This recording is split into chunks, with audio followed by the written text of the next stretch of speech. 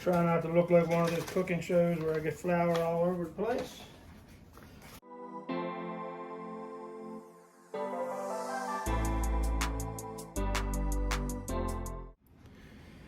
All right, a little later today, I'm gonna make my homemade sweet potato pie. But what I'm gonna do now to prep for that is to make the dough. And I call this a sweet dough. And it's a little bit of a spiced dough because I'm gonna add some similar spices that I put in the actual sweet potato pie. So we're gonna start off with all-purpose flour. We have cane sugar, regular old sugar. I have salt. We have baking powder. Some ground cinnamon. Ground cloves. I love the smell of ground cloves. Ground nutmeg.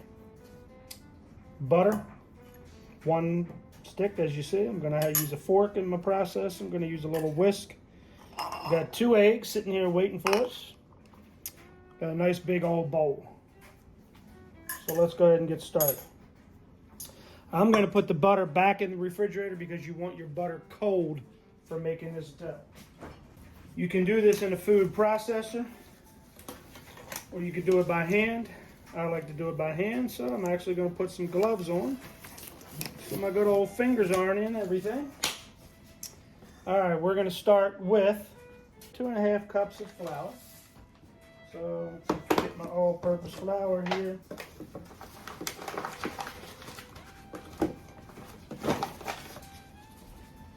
Use my old half cupper.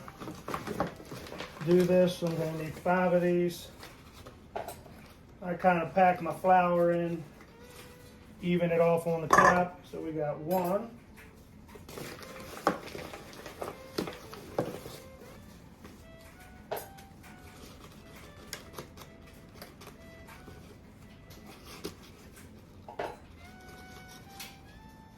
We got 2.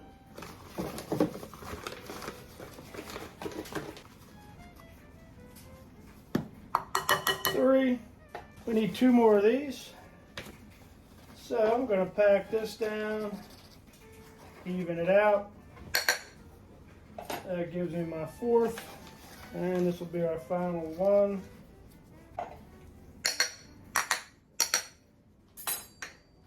So there we go with the flour. I'm going to put all of our dry ingredients in here. So next I want a 1/2 cup of sugar. I got my 1/2 cupper right here. Give me a 1/2 cup of sugar. I kind of do the same thing with that knife. Kind of pack it down, level it off. 1/2 cup of sugar. Finish it off. Need a 1/2 teaspoon of baking powder and a 1/4 teaspoon of salt.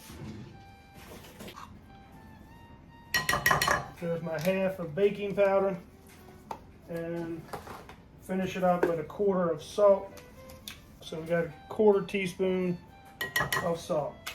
So there's all my dry ingredients. I'm going to go ahead and just kind of whisk this together. When you whisk this together too, it also aerates the flour, gets it nice and velvety smooth. What we're going to do next is simply take our butter and we're going to cut it up in roughly,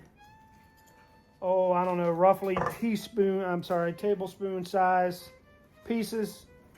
The tablespoon size pieces, and with a stick of butter, you're going to get 8 tablespoon size pieces out of that. Remember, we want our butter cold. So I'm going to open up my butter. I'm going to take the knife that I already have out here. Cut it up in roughly table-sized spoon pieces. Drop them in. As you're going to see, we're going to lightly coat these. If they're not exactly tablespoon-sized pieces and you have 9 instead of 8, guess what? You're still golden. So we're going to go ahead and just kind of coat those together. Don't necessarily want them sticking together. So I've got all the butter in here. We're going to lightly coat them. And then what you're basically going to do, if you want to use a pastry dough, one of those hooks has all those little prongs, that's fine. But basically all we're doing is we're taking that cold butter and we're just kind of squeezing the dry flour into that butter. That's all we're doing. Takes a little while. You're going to end up with a consistency that looks almost like cornmeal. Again, very important, you want that butter to be cold. If the butter is not cold, this part is not going to work very well. Just taking my fingers and pressing those together.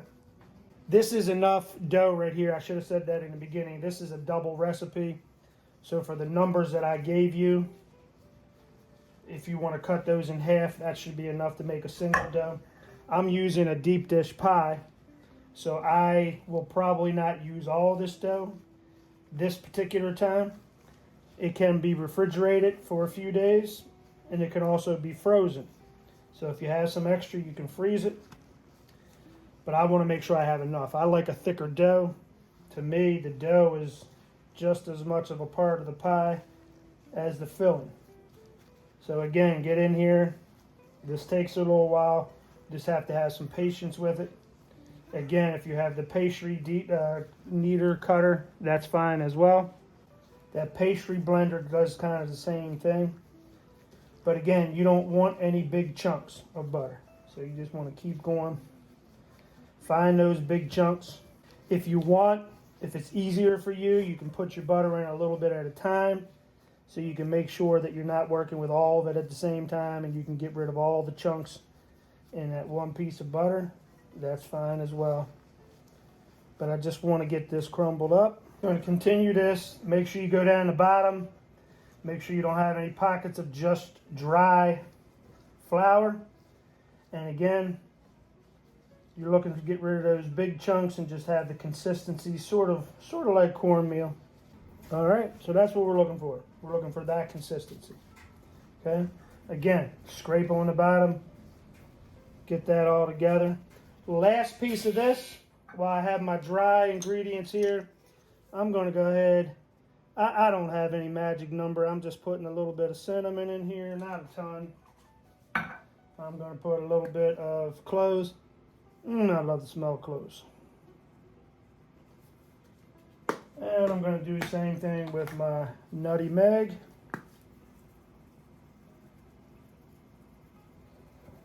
Nutmeg has a pretty decent smell too. And then again, just mix that up. It's just a little spice, just a little extra flavor in your dough. Next thing we're going to do is we're going to whisk 2 eggs together. So I have my small bowl here, and I'm going to whisk my 2 eggs together. And again, this small bowl.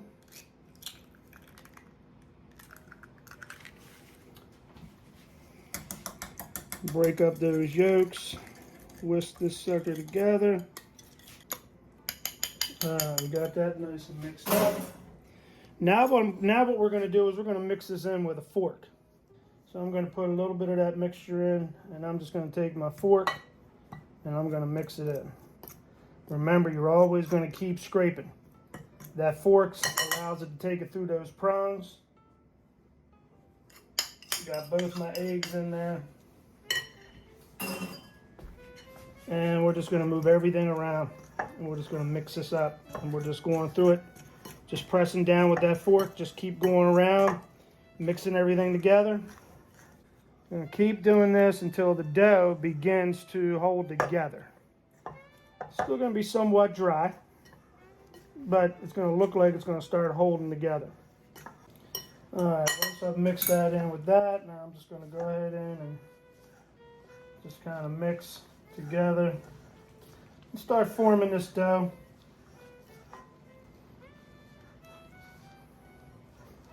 If you're at this point, you think your dough is a little bit dry, you can certainly just put a couple drops of water in there.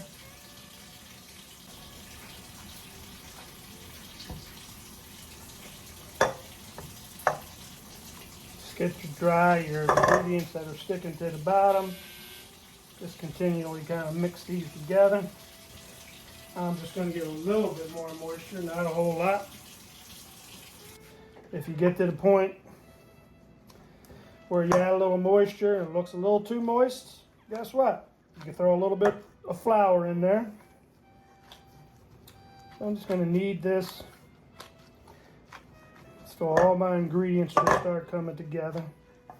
We're going to end up with a nice little ball of dough. We're at a point now where it's all coming together. Alright, I went ahead and got a piece of parchment paper. I'm going to lay that parchment paper down. You can actually sprinkle a little bit of flour on here if you want. Add a little bit of flour. Just help it stop to not stick, that's all.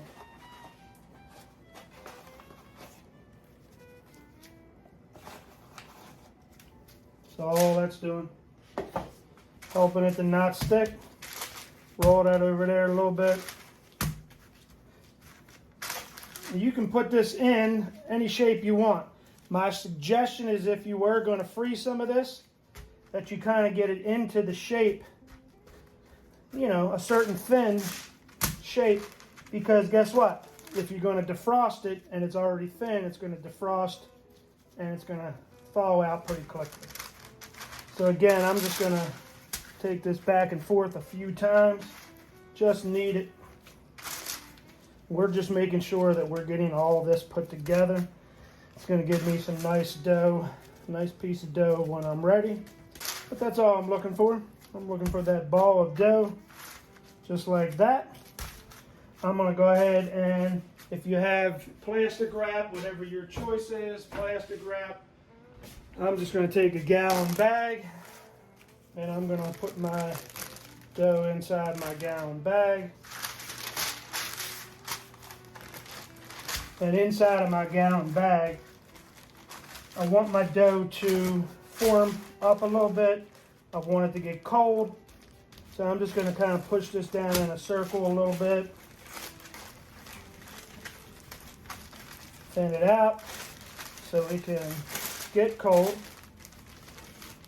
Then I'm going to zip it up and I'm going to put it in the refrigerator until I'm ready to roll it out a little bit later.